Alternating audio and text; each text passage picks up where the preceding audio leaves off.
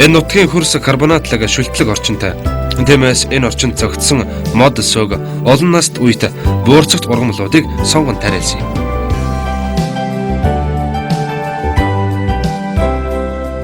Миний зогсож байгаа талбай бол Одод Голд компани нэвтлэнгийн олборлолт явуулсан талбай.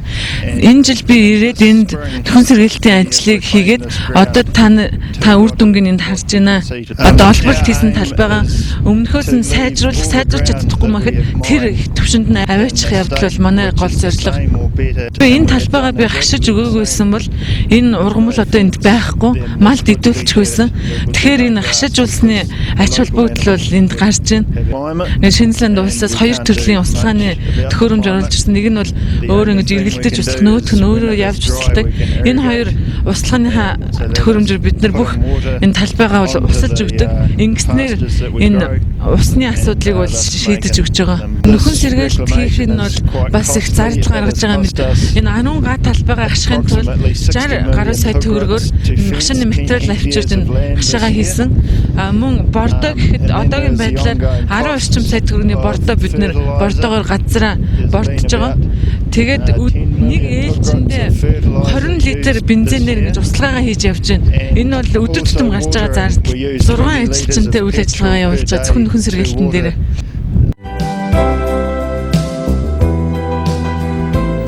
Баянхонгор аймгийн Бөмбөр сум цаг агаарын хувьд хаврын хуурай их салхитай 100 их халуун маш бага хур дундаас ордог. Хур дундс нь жигд биш богино хугацаанд адар ордог. Өвөлд маш хүйтэн байдаг. Цаг агарыг хүн өөрчилж чадахгүй ч тус компанийн зуны халуун ган өвлийн хүүтэнд төсвөртэй тижээлийн болон хүнсний ач холбогдолтой ургамлыг сонгон ургуулсаар байна. Хэдийгээр халуун хуурай нөхцөлд төсвөртэйч эхний жилүүддээ амжилттай нутагшуулж ургуулахын тулд тогтмол усалгаа шаардлагатай байдаг учраас 24 цагаар услахааг хийж байгаа юм.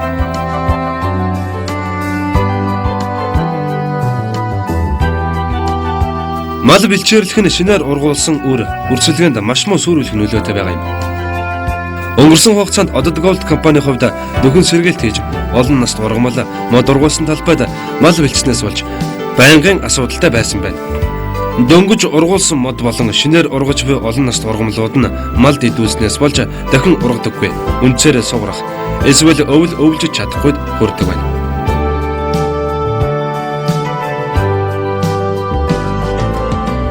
Энэ нь тус компанийн хувьд дахин ургамалжуулах ажил амжилтгүй болох удаашрах хамгийн гол нөхцөл болдог байна.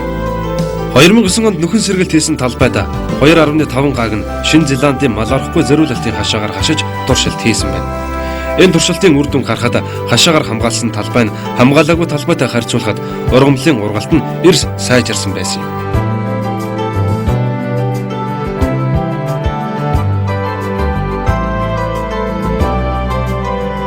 Иймд Одод Голд компани нь жил бүр олборлолт хийгдсэн талбайхаа 50%-ийг хашаажуулж ажиллахаар шийдвэрлсэн байна. Эдгээр хашаан дотроо мод болон олон наст тарьж мал бэлчээрлэхэд сүрхээргүй болж ургатал нь хаших ба ойролцоогоор модыг тарьснаас нь хойш 5 жил хамгаалах хэрэгтэй гэж тооцоолж байгаа юм.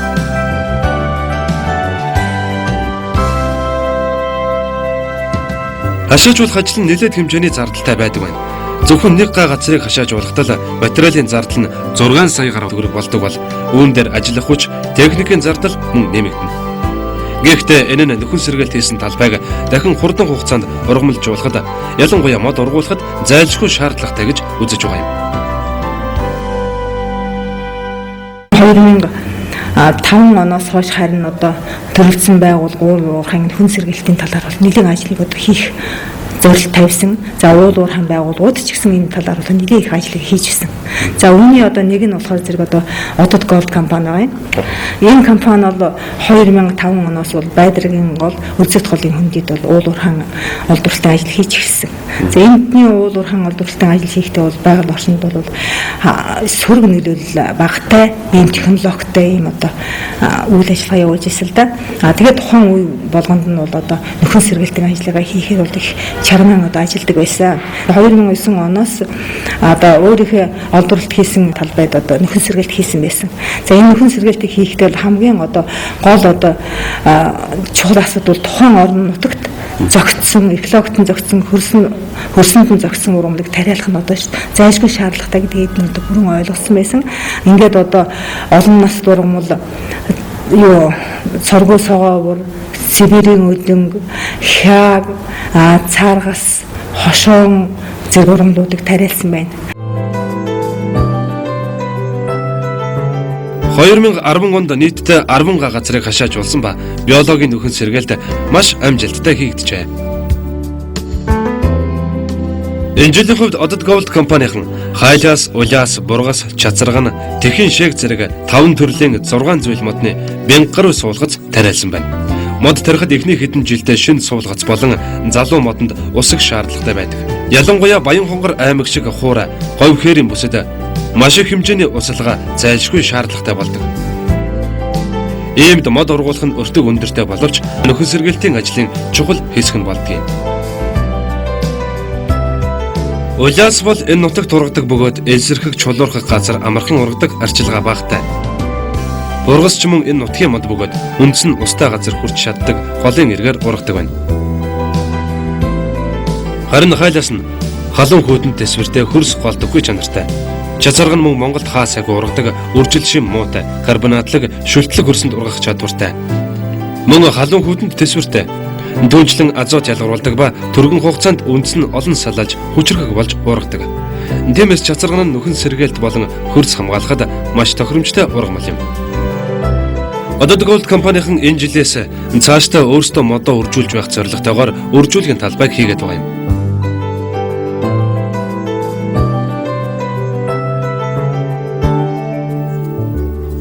Загны хүртэл моднуудаа Улаанбаатар хотоос авч уурхай хүртэл тээвэрлэж байсан байна. Өөрсдөө модоо үржүүлснээр өөр орчинд өрслүүлээгүй. Мөн 3 хоног машин дээр тээвэрлэх шаардлагагүй. Энэ нутагт нэгэнд дасан зөгтсөн модноос өрслүүлсэн учраас амьдрах чадвар нь сайжрах боломжтой гэж үзэж байгаа юм байна. Мөн худалдаанд байдаггүй худалдан авах боломжгүй. Зарим нэг нутгийн мод ботыг ургуулах боломжтой болж байна. Дус компани мөн жил бүр 1500 орчим модыг өөрсдөө өрслүүлж тарих зорилгыг өмнө тавьжээ. Энэ жил хяаг, өлөнг, согоовор, хошонгор, царгас зэрэг 5 зүйл өвс ургамлыг тариалсан байна. Дус компани гол барьж байгаа бодлого бол жил бүр ургаж, малын сайн тижэл болж чадах, цаашдаа хөрсний үржил шим бүтцээ өөрсдөө сайжруулж чадах олон наст өвс, өөрсдөд ургамлыг зөв харьцаагаар холж тарихыг хичээх явдал юм.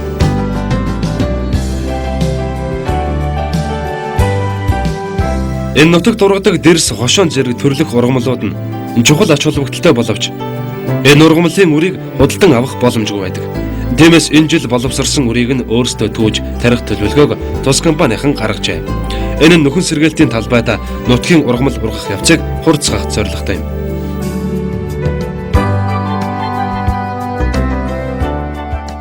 Одод Gold компани одоо 2004 он, 5 он, 6 онд манай энд олорлт хийжсэн. Тэгээд эдний компани бол хөлзөтийн голд бол маш сайн үйл ажиллагаа явуулж байгаа компани байна эднийх. Тэгээд би одоо ингээд аймаг сум явхад ерөөсөө яг замдаар үйж идэг. Тэгээд одоо талбайг анхшаалсан байна. Тэнцэн одоо ургамал тариалсан байна. Мөн ингээд цааш нь одоо мод бот тариад ингэх юм бол одоо 2 жилийн дараа юм уу жилийн дараа гэхэд үр ашиг нь харагдах байх л да. Эднээс эхэлж хийж байгаа компани шиг байгаа.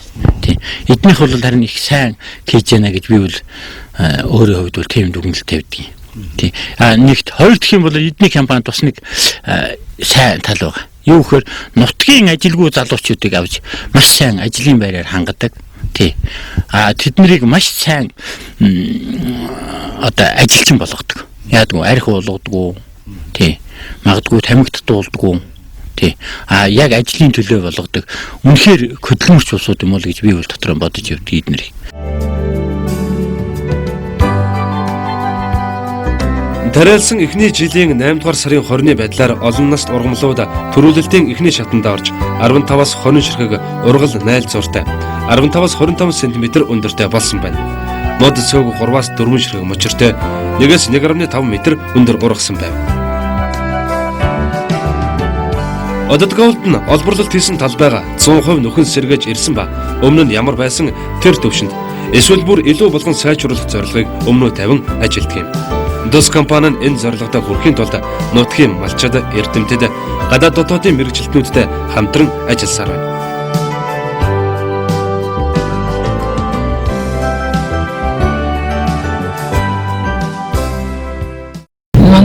Ялбагт ажиллаж исэн зураг маань энэ уулуурхайн салбарт мөрдөгдөж байгаа хуулийн эмхтгэлийн нүүрэн дээр тавигдсан байгаа. Ялбагын орионд ажиллаад ингээд төхөн сэргээлтийг 2000 онд хийжсэн зураг байгаа. Ингээд байгуулагдсан цагаас хойш бол ерөөс ажилласан газруудад дан 100% нөхөн сэргээлт, техникийн болон биологийн нөхөн сэргээлтийг 100% хийжсэн. Ингээд алт төлбөр хэрэгжээд Монгол оронд ер нь нөхөн сэргээлт гэж яригддаггүй байхад энэ шинжлэлийн хөрөнгө оруулалтаар байгуулагдаж ажиллаж байсан учраас бол байгуулагдсан цагаас энэ нөхөн сэргээлтийг бол энэ олон улсын стандартын дагуу хийж явсан. Энэ зураг бол энэ номын эхний нүүрэн дээр тавигдсан. Бид нар бол энэнийг бол бас их ингээ хадгалаад явж байгаа. Тэгээ бас нэг хэлэх санаа би бас ингэж боддیں۔ Одоо манай ашигт малтмлын лиценз маань Монгол орны хэмжээнд зөвхөн 1% хүртэл хэмжээний талбайг бол ашиглалтын лиценз эзэлж байгаа. Тэгэхээр хүмүүс энийг бол хайгуулын лицензтэй ингэж хойлж тож ойлгоод хайгуулын лиценз бол Монгол орны маань 20 гаруй хувийг эзэлдэг.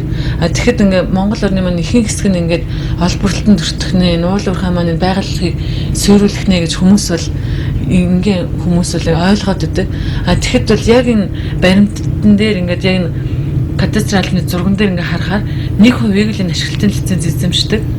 Ингээд зөвхөн энэ 1%-аас энэ манай улсын төсвийн маань 60-70%-ийг уулгын салбар гаргаж байгаа. Энэ салбар маань нийт Монгол орны маань зөвхөн 1%-ийг л эзэмшиж байгаа.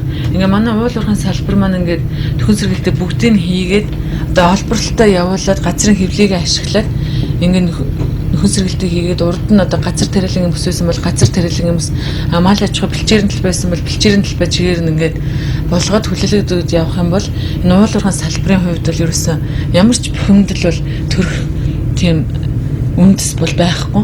Тийм учраас ингээд нөхөн сэргээлтэл сайн хийгээд явах юм бол бид энэ газраа бол яг маш сайн одоо хэвлийг нь жишглэл, хөрсийн жишглэл явах юм бол улсын маань эдийн засаг бол хөгжинэ гэж л үзэж байна.